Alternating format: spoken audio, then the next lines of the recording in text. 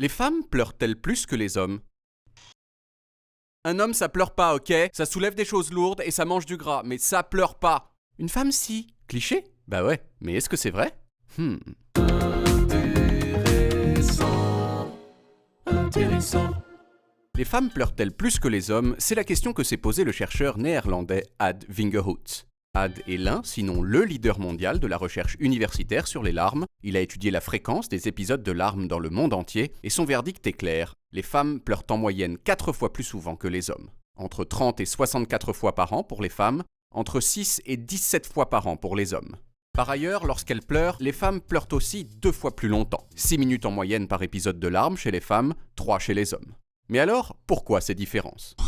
Bon, bien sûr, elles peuvent s'expliquer en partie par le fait que la société a généralement tendance à mieux accepter les larmes chez une femme que chez un homme, mais il y a aussi des explications biologiques.